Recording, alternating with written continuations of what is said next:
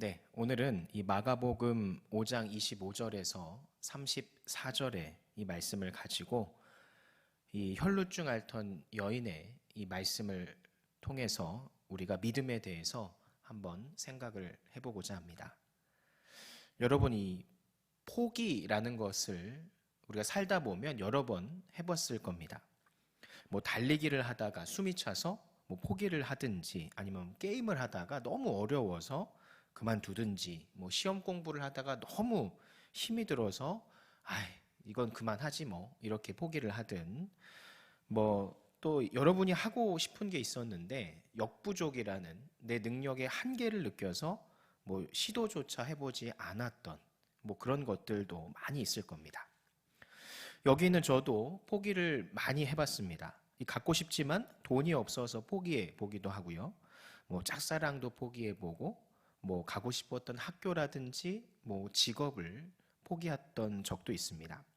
그런데 이 뒤돌아서 생각해 보면 그렇게 많이 노력해 보지도 않았던 것 같다라는 순간들이 많이 있어요. 왜냐하면 항상 머릿속에서 이 가능하다, 가능하지 않다, 뭐 이런 계산이 끝나면 더 이상 시도조차 하지 않았던 적들이 있었기 때문이죠.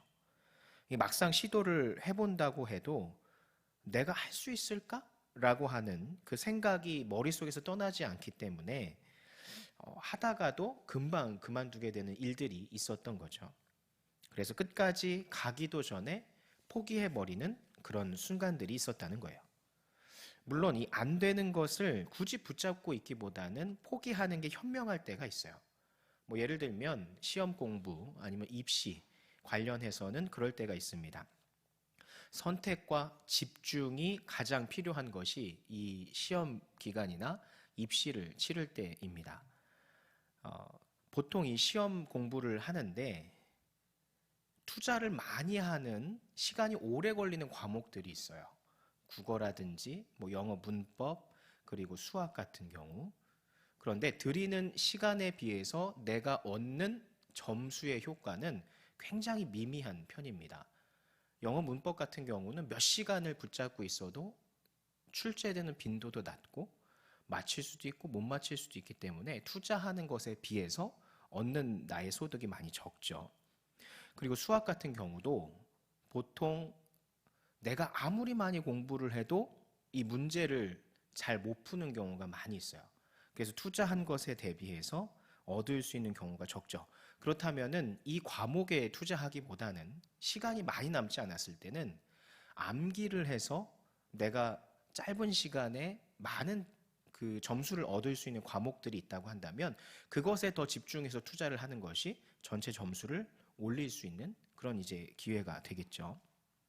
그래서 이렇게 선택과 집중이 필요했을 때는 선택하고 포기할 것은 빨리 포기하는 것이 필요할 때도 있긴 있어요. 그런데 이 내가 가진 모든 능력을 쏟아붓고도 안 된다면 이럴 수 있죠. 그런데 조금의 가능성이 보이는데 해보기도 전에 포기를 한다라고 하는 것은 결국 아무것도 안 한 사람과 다를 바가 없다, 이런 생각이 든다는 거죠. 여러분도 분명 하나님 앞에 기도를 한 번 이상은 해봤을 거예요. 내가 갖고 싶은 거, 이루고 싶은 게 있을 때 말이죠. 그런데 그 기도의 제목이 쉽게 이루어지던가요? 그것이 하나님의 영광을 위해서입니다 라고 내 스스로가 자부하고 그렇게 믿고 기도하는데도 그것이 쉽게 이루어지던가 라는 거죠. 잘 이루어지지 않는 경우가 많이 있는 것 같아요. 여러분들과 이야기를 하다 보면. 그러니까 그 이유는 여러 가지가 있지만 저는 그 이유 중에 하나는 여러분이 그 기도의 제목을 이루기 위해서 생각보다 그렇게 많이 시도를 많이 하지 않았기 때문이다 라고 말씀을 드리고 싶어요. 만약 여러분의 꿈이 뭔지 모르겠다, 내가 앞으로 진로를 어떻게 결정해야 될지 모르겠다라고 생각을 해볼게요. 꿈이 정해지지 않았어요. 나의 갈 길이 불확실합니다. 그런데 여러분의 기도의 제목은 무엇이죠? 꿈을 주세요. 제가 가야 할 길을 열어주세요. 제가 뭘 해야 되죠? 이런 게 기도 제목이죠. 수련회라든지 보통의 이 청년 예배라든지 여러분의 일상생활에서 우리가 부르짖으며 기도하진 않아도 마음 가운데 소망은 있을 거예요. 하나님은 전지전능하시기 때문에. 그런데 아무것도 돌아오는 게 없을 때가 있죠. 왜 그럴까? 왜 그럴까? 여러분 마태복음 7장 7절에 이렇게 말씀합니다. 구하라 그리하면 너에게 주실 것이요 찾으라 그리하면 찾아낼 것이요 문을 두드리라 그리하면 너희에게 열릴 것이니. 이 말씀은 기도를 굉장히 강조하는 말씀이죠. 끝까지 그 응답이 있을 때까지 구하고 찾고 두드리라 라고 이렇게 강조를 하시는 거예요. 근데 여러분 이 말씀을 근데 우리가 좀 나눠서 생각해 볼 필요가 있다고 그랬죠. 구하는 것, 찾는 것, 두드리는 것을 기도하는 것으로만 묶는 것이 아니라 구하는 것을 열심으로 기도하고 찾는 것을 그 기도한 것이 어디에서 나에게 응답이 되는지 어떤 방식으로 응답되는지를 내 주변에서 찾아보는 거고, 두드리는 것은 그것이 하나님이 주신 응답이 맞는지 말씀을 통해서 내가 그것을 직접 실행해 봄을 통해서 도전해 봄을 통해서 확인하는 것, 이것을 두드리는 것이라고 말을 했었죠. 여러분 그 기도의 제목이 이루어지기 위해서, 여러분의 소망하는 것을 이루기 위해서 여러분이 기도하시고 실제로 여러분 주변에서 그 클루, 그 증거들이 될 만한 것들을 실제로 두드려서 확인해 보셨냐라는 거예요. 행동으로 실행에 옮겨 보셨냐라는 거죠. 바꿔 말하면 여러분의 꿈을 찾기 위해 여러분이 즐거워하는 것을 찾아보고 실제로 그걸 해보고 그것을 여러분의 목표로 삼겠다는 생각과 행동을 해본 적이 있냐는 거예요. 혹시 앉아서 왜 난 꿈이 없지? 왜 나 확신이 드는 게 없지? 기도하는데 왜 응답이 안 되는 거지? 이거 내가 잘못 가고 있는 건가? 이렇게 탁상 공론만, 그러니까 생각만 하고 있지 않냐는 거예요. 혹시 이랬다면 이 오늘 말씀에 나오는 이 혈루증 앓던 여인을 닮으시기를 축복합니다. 이 여인은 혈루증이라고 하는 몸에서 피가 잘 멈추지 않는 그런 병에 걸린 여인이었어요. 그녀는 마가복음 5장 26절에 의하면 평생을 수많은 의사들을 찾아다니며 좋다는 약들을 다 써봤습니다. 그런데 그녀의 병은 결국 낫지 않았죠. 그녀가 하나님께 기도하지 않았을까요? 기도했겠죠. 그리고 동시에 여러 의사들, 좋은 약들, 무엇이든지 간에 자신의 병을 고칠 수 있다고 한다면 전국 방방곡곡을 돌아다니면서 수많은 무수한 노력을 했을 거예요. 자신의 질병을 낫기 위해서라면. 혈루증은 당시에는 굉장히 부정한 질병으로 여겨졌기 때문에 괄시와 천대의 대상이었습니다. 부정한, 가까이 오지 마. 그래서 제대로 뭔가 생계를 유지하기조차 어렵고 굉장히 부정한, 거의 짐승 취급받듯이 아주 경계의 대상, 그런 대상이었을 거예요. 그래서 이 여인은 더욱더 평생을 치유를 갈망했을 거고 모든 방법을 동원해 봤을 거예요. 그런데 그녀가 이 돈도 잃고 모든 희망을 잃어갈 무렵 갈릴리 지방에서 소문으로만 듣던 그 예수님이 오셨다는 이야기를 듣게 되는 거죠. 그리고 문득 그녀는 생각을 합니다. 예수님의 옷자락이라도 만진다면 내 병이 낫진 않을까? 그 놀라운 능력을 갖고 있다는데 나도 한번 가볼까? 그렇게 그녀는 수많은 인파 속에서 깔려 죽을 수 있는 위험을 무릅쓰고 뭘 움켜잡죠? 예수님의 옷자락을 움켜잡는 거예요. 예수님은 당시에 구름 관중을 몰고 다녔다라고 우리가 추측을 해볼 수 있죠. 그 구름 관중이라는 게 소위 오늘날 이제 연예인들이 어디 일반 시내를 돌아다니게 되면 엄청난 팬들을 대동하고 다니죠. 팬들이 엄청나게 운집을 합니다. 그래서 그곳에서 뭐가 일어나기도 하죠? 사고가 일어나기도 해요. 막 앞뒤 간격이 너무 좁아지고 몰리다 보니까 정말 이렇게 몰려가지고 눌려가지고 막 호흡이 곤란해지기도 하고 위험한 상황이 벌어지기도 하는 아주 그런 상황이 벌어지기도 한다는 거예요. 예수님 시대에도 예수님께서 이런 많은 관중과 함께 다니셨다라는 걸 생각해 보면 연약한 몸으로 그 군중들 사이를 비집고 들어가서 예수님의 옷자락을 만진다? 여러분 생각해 보세요. 그 연약한 여인에게는 자신의 목숨을 거는 것과도 같았던 거예요. 그것을 모를 리 없었을 겁니다. 내가 저 속에 들어가면 내 몸이 성치 않을 수도 있다. 아니, 내 목숨이 위태로울 수도 있다는 걸 모르지 않았을 거라는 거예요. 그럼에도 이 여인은 그 사이를 비집고 들어가서 예수님의 옷자락을 붙잡게 되죠. 그리고 그 순간 그녀는 알게 됩니다. 자신의 병이 치유되었다는 것을 깨닫게 되죠. 오늘 성경이 분명히 말씀하죠. 그리고 예수님도 자신에게서 능력이 나갔다는 것을 아시고 이 여인을 찾아 여인에게 이렇게 말씀하죠. 내 믿음이 너를 구원하였다. 여기서 우리가 주목해야 하는 것은 예수님이 말한 여인의 믿음의 본질, 진짜 믿음이 뭐냐라고 하는 거죠. 이 여인의 믿음은 예수님의 옷자락이라도 만지면 내가 나을 거야 라고 하는 그 생각일까? 아니면 그 생각을 행동에 옮긴 그녀의 의지까지 포함된 것일까?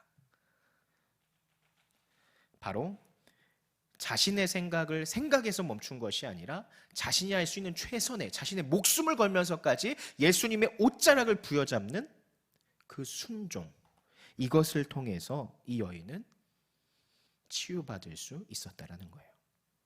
그 자리에 이 병에 걸린 사람들이 이 여인 한 명뿐이었을까요? 거리에 거지들, 병에 걸려 죽어가는 사람들이 태반이었을 거예요. 예수님이 그렇게 기적을 일으키고 다니시는데 그 예수 그리스도가 다니는 그 길에 어느 병자가 안 나와 있겠어요? 어느 가족이 움직이지 못하는 병자들을 데리고 나오지 않았겠어요? 엄청나게 많은 병자들이 있었을 겁니다. 그런데 왜 성경에서는 이 여인 한 명을 기록하고 있을까? 그리고 그들이 속으로 내가 예수를 만지면 치유될 수 있지 않을까? 생각해보지 않은 사람이 몇이나 될까? 저는 아주 많이 있었을 거라고 생각해요. 그런데 그들과 이 여인을 가른 차이점은 바로 이 순종하는 믿음에 있었다라는 거죠.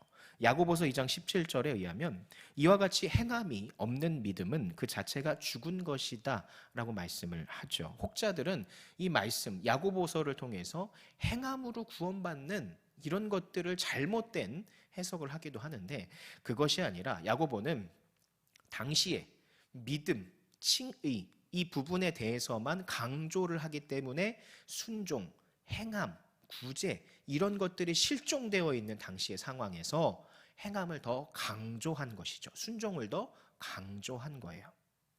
그래서 이건 오해를 하면 안 되겠죠. 어쨌든 이 야고보서에 의하면 이와 같이 행함이 없는 믿음은 그 자체가 죽은 거라고 말씀하죠.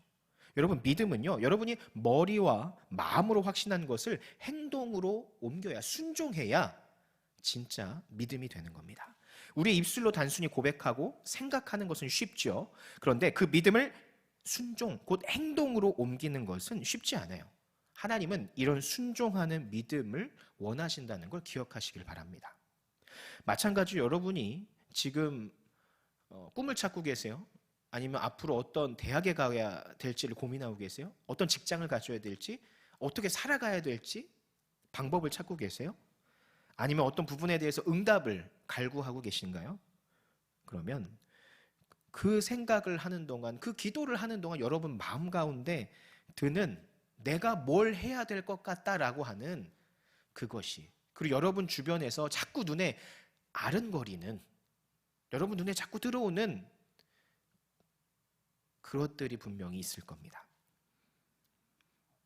다만 여러분들이 처한 상황이나 그런 사건, 뭐 이런 상황들 쪽에서 두려워서 그것을 실행에 옮기지 못할 뿐이지, 분명히 여러분 주변에 여러분이 내가 이걸 해봐야 되나? 아, 이게 하나님의 응답일까? 싶은 것들이 분명히 여러분 주변에 있다라는 거죠. 다만 그것을 실행했을 때 얻게 될 결과가 두려워서 여러분이 행동에 옮기지 못하고 있는 거죠. 만약 그렇다면 성경이 분명히 순종을 강조하고 있었기 때문에 반드시 그것을 순종으로 옮기셔서 하나님의 응답인지 아닌지를 확인해 보시기를 바랍니다. 우리 청년부에 몇 번이나 재수 그리고 반수 이것들을 거치면서 자신이 이루고 싶은 꿈, 자신이 가고 싶은 학과에 대해서 계속 도전하는 친구가 있어요. 그런데 이 친구는 원래 이 디자인, 미술 이쪽을 하던 친구가 아니었어요. 고등학교 때까지. 그런데 이제 고등학교가 이제 중반 정도가 넘어가면서 자기가 그걸 하고 싶다는 생각을 하게 됐고 그것에 대해 꿈꾸기 시작을 했죠. 근데 너무 늦은 나이죠. 사실 아주 뭐 중학교 때서부터라도 했다면 모를까? 고등학교 시작도 아니고 중간이 지나가는 마당에 이것을 하겠다라는 것은 정말로 부모님 입장에서 주변 사람들 입장에서는 말리고 싶은 그 정도거든요. 그런데 이 친구는 그것을 두려워하지 않고 계속해서 두드리고 도전을 했어요. 그래서 어떤 결과가 이어지죠? 결국에는 자신이 가고 싶어 했던, 그리고 그것을 통해서 자기가 이루고자 했던 그 꿈에 한 발짝 더 다가서게 됐습니다. 이것이 시사하는 바는 우리가 이루고 싶은 하나님 안에서 이것을 통해 내가 하나님께 영광을 돌려드리겠습니다, 하나님의 복음을 전하는데 쓰임 받겠습니다 라고 하는 그 테두리 안에서 우리가 하고 싶은 것들, 꿈을 갖고 싶은 것들, 그것들을 도전을 하려고 할 때 두려움 때문에 주저주저 하는 것이 아니라 오히려 두려워하지 않고 행함으로, 순종으로 옮겼더니 그것의 결과가 하나님이 응답을 하셔서 그 원하는 길로 갈 수 있게 됐다는 거죠. 물론 이것은 하나님께서도 계획하시고 하나님께서도 이끄신 바가 있기 때문에 가능한 거겠죠. 여러분, 이처럼 하나님은 우리에게 꿈을 심어주세요. 그런데 그 꿈을 이루려면 우리 스스로가 두려움을 이기고 순종하는 믿음을 보여야 돼요. 어떤 두려움이죠? 안 될 거야. 나 부족해. 뒤처지면 어떡하지? 실패하면 어떡하지? 내 시간이 아까운데. 이런 두려움을 이기고 나아가야, 그래야 하나님께서 연속적으로 열어주시는 그 길을 볼 수 있고 그 길을 따라 꿈을 이룰 수 있다는 거죠. 여러분이 응답받고자 하는 그 응답의 결과를 우리가 확실하게 받을 수 있다는 거예요. 여러분, 성경이 말씀하는 믿음을 가지시기 바라요. 이 믿음은 확신한 것을 행동으로 옮기는, 순종하는 그것을 말합니다. 그 결과는 하나님의 뜻에 달려 있는 거예요. 실패할 수도 있어요, 결과가.